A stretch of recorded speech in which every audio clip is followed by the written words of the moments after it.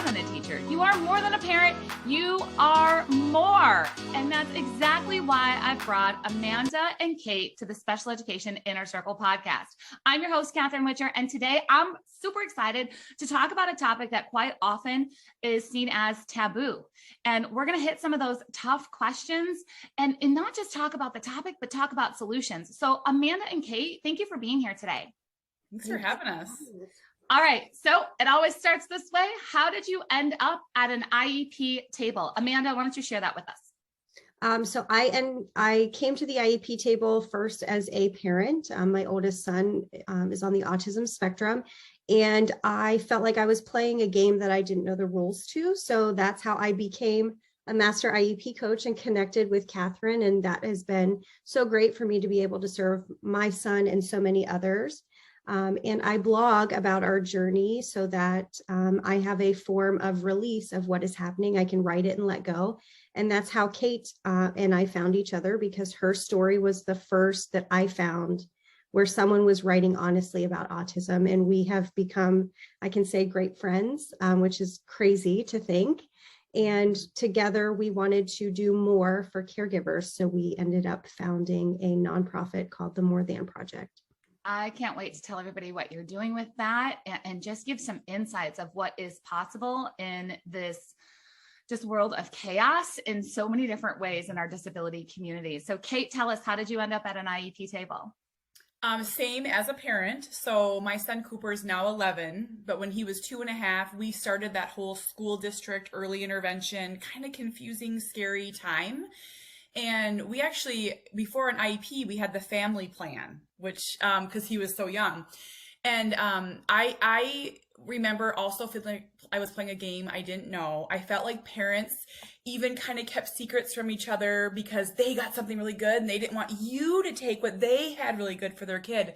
And it was while we never really had you hear about these kind of uncomfortable moments with IEPs. We never had any of those, but I still don't feel like I did my best up until recently because I wasn't really on the same team as the teacher. So I really changed the way I think now, and we're having success. And that comes from, I think, being cohesive.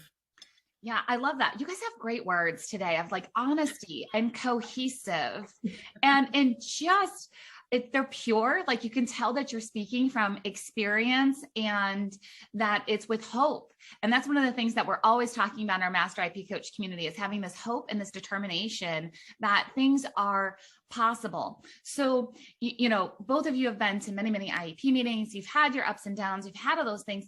But a lot of times in our community, and, our listeners right now are parents, teachers, admins, therapists. We get hyper-focused on this IEP process. We get hyper-focused on this meeting, this paperwork, this outcome, this data, and it all feels like everything weighs into this meeting, and it's going to make or break a child's future. And so let's talk about that just for a second, and then we're going to talk about how to look beyond the IEP for caregivers and teachers. So I'm assuming that you guys have felt that, because almost every parent that I've talked to has felt that. What are some things that you keep in mind for yourself as you're approaching IEP meetings now to not have that hyper focus of this? It's a one meeting that has to be perfect. Mm-hmm.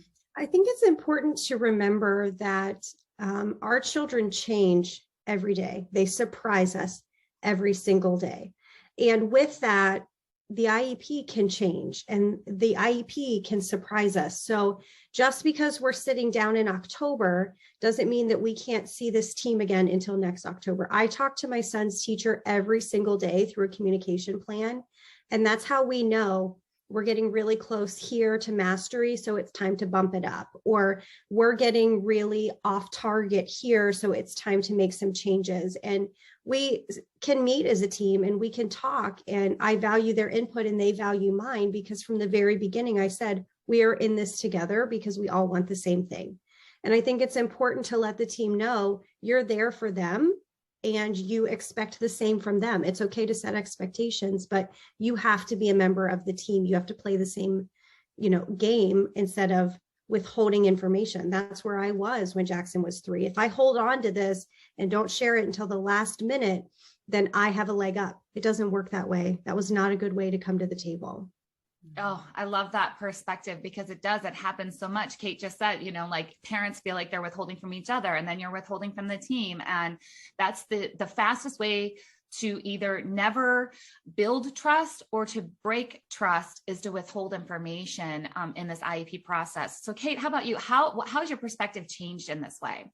So I really focused on non-IEP wins because for me, the IEP process, no matter how fantastic it goes, it's still really clinical. And I always feel like Cooper is, or used to really feel like Cooper was a number on a spreadsheet. He was a file folder. He was a list of data. And that made me, it felt like it removed the little boy parts of him, the kindergarten fun parts, because it was all data. And I am a very much a real world in the now thinker.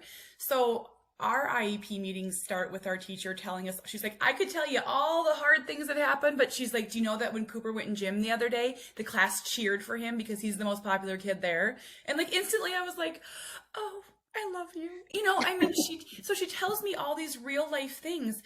I can't think of him in a clinical setting for school. It just didn't work for me. So I had to change my mindset and remember that stuff's great and she's focusing on that and I can support her, but I'm going to keep him a little boy. That's my goal. I love that. So that kind of leads to like, a lot of times we're so focused on this IEP process that the entire parenting experience feels clinical, or the entire teacher experience. You're like, I didn't go to school for this. Like, I thought teaching was going to be different. I thought parenting was going to be different. And, looking beyond the doctor's appointment, the diagnosis, the prescriptions, the behavior data, looking beyond all of that is so important, but we can't do that by ourselves. That is really easy to say. And, there's this, phrase out there, self-care, right? And it's like, and I would say like bubble baths don't fix IEPs. Like that, self-care is not about that. Now, if you enjoy the bubble bath, go. You want your extra, grande latte, this, that, fantastic, do it.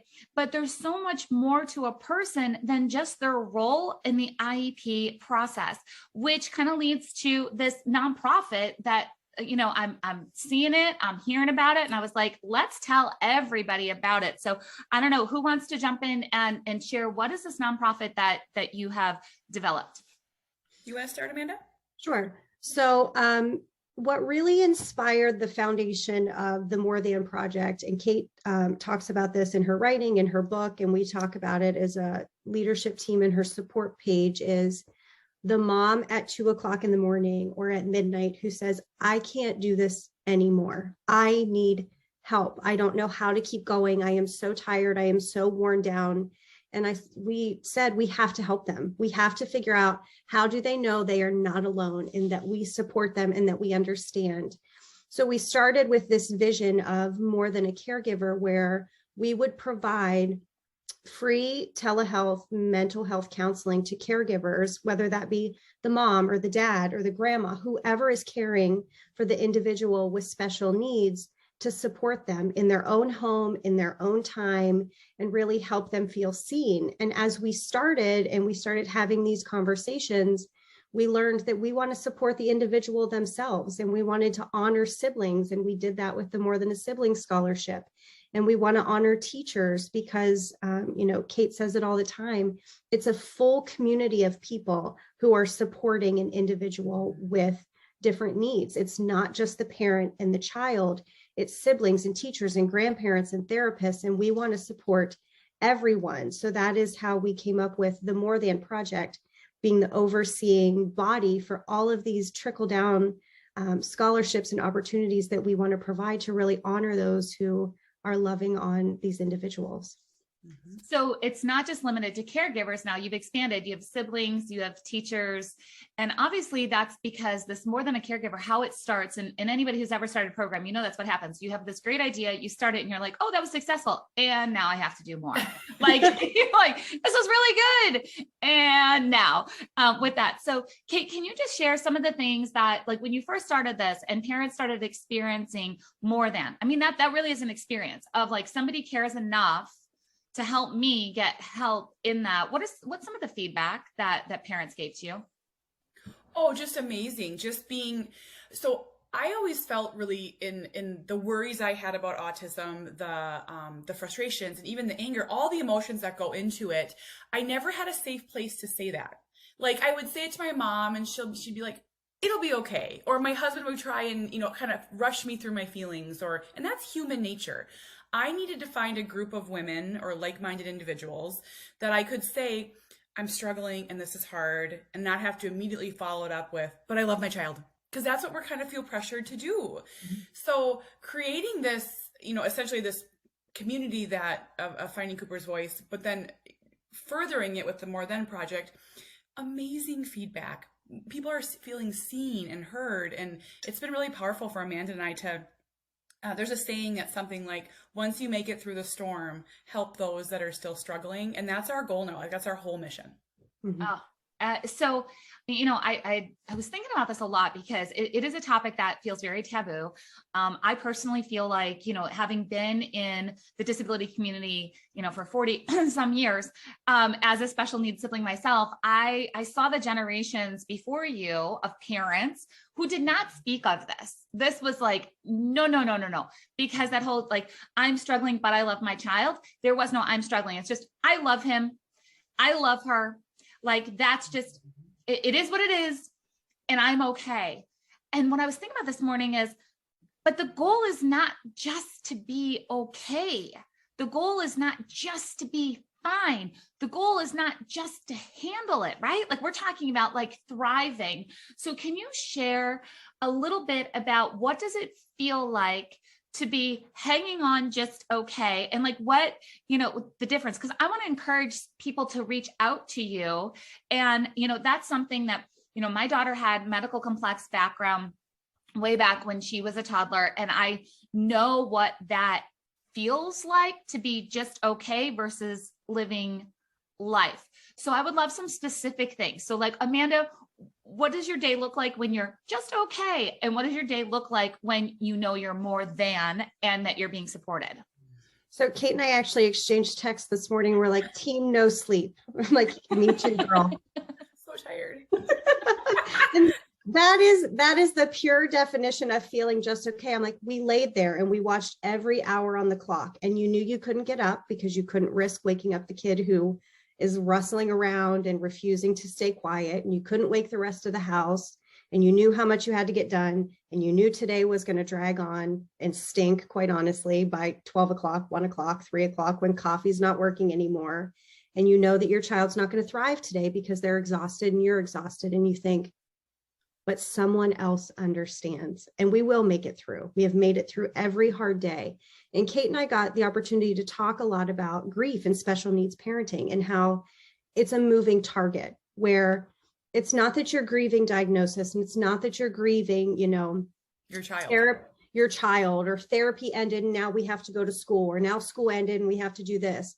It's the small things that you're like, they'll never sleep, but we'll make it through. And there's another mom who understands, and we can work together, and we can connect you with someone else. And you then learn that this is just a moment. This is not forever.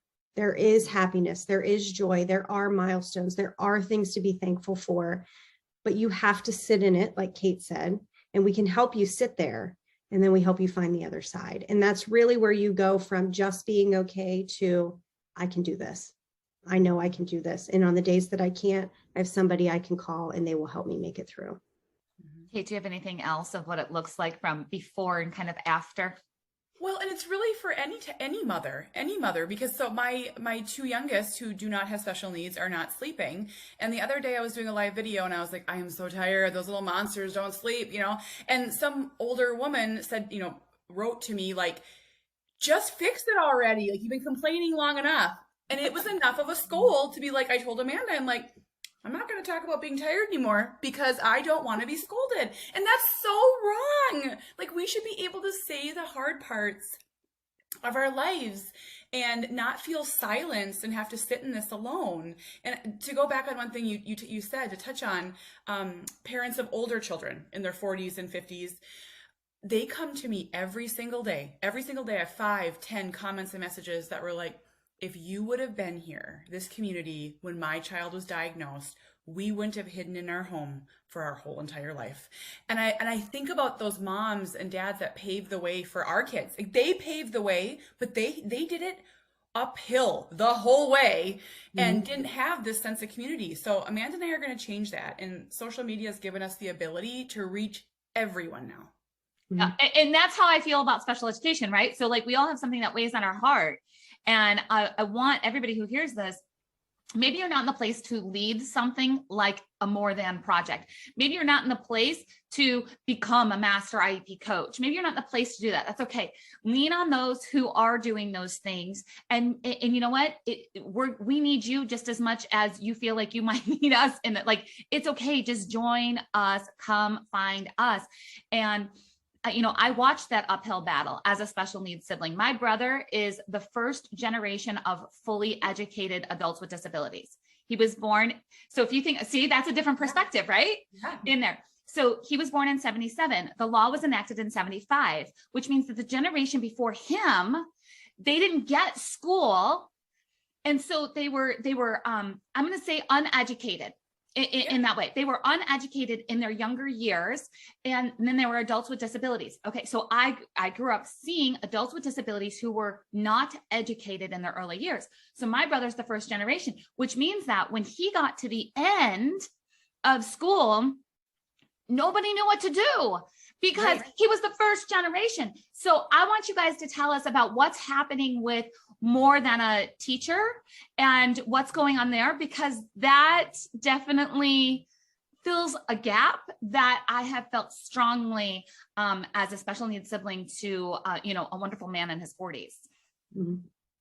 So we are lucky enough to be able to partner with some amazing people. And it's funny, Kate says full circle moments all the time. And this project is 100% that. It was a random email from a lady who has the Spotlight Project, and she is a therapist who saw the need of how do we make meaningful employment? How do we pay fair wages? How do we give these young adults experience and purpose? And they are creating custom bracelets, and we are going to be able to share photos and videos and all the behind the scenes on what that looks like, because their system is brilliant.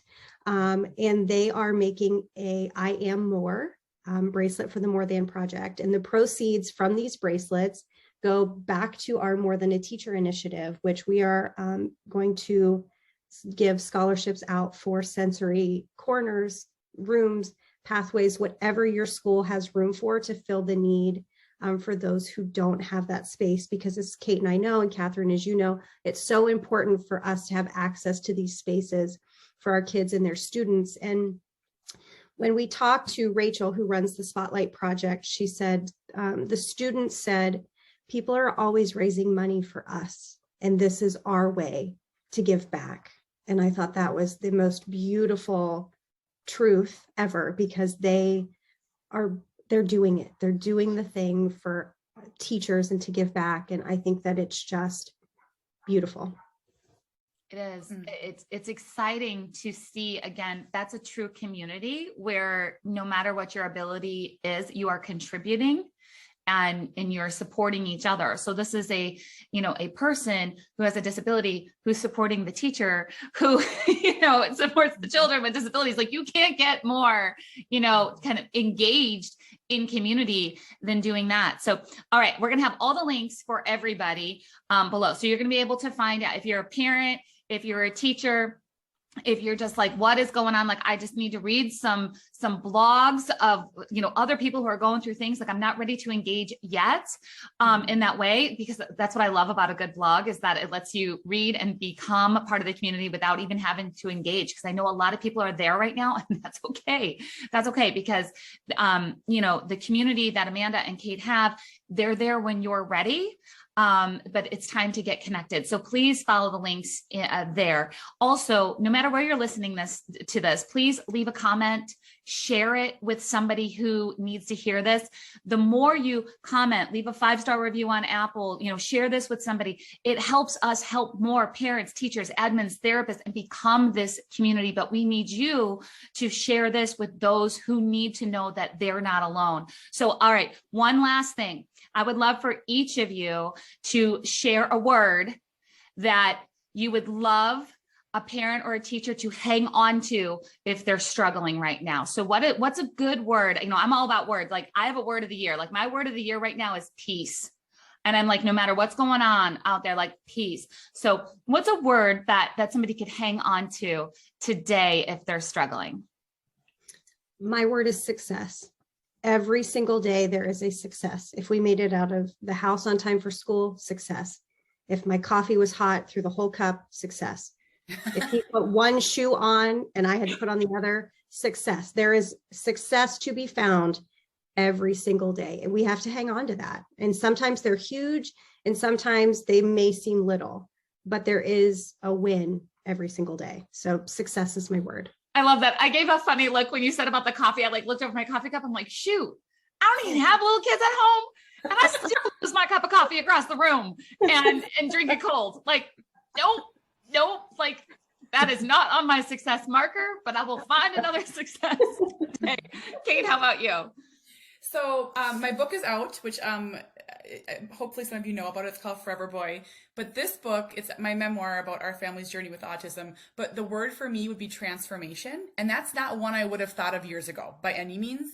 But my son Cooper and this life that we are living together has really transformed me into a different person. And when you look in, that transformation can be for the better or for the worse. So really try to focus on the better and bettering your life, bettering your child's life. And it's just so important. I see it go both ways all the time. I love that. And, I encourage people of that too. Like I said, my daughter had a, complex medical background. And if I could have spoken to myself way back then, like there was a time I never thought we were going to be able to leave the house. I never thought we'd go to an amusement park. I never thought that we'd go to a restaurant without having a seizure. I never thought all of these things. And my life now is so different than it was. So I that's where I'm always saying hope. Like it's always hope. Like there's no reason not to have hope. Nobody can tell you what's going to happen in the future. Nobody at all. On that note, everybody, thank you for being here today. Make sure to look at all the links, find the support. You do not have to do this alone. Amanda and Kate, thank you for being here today. Thank you.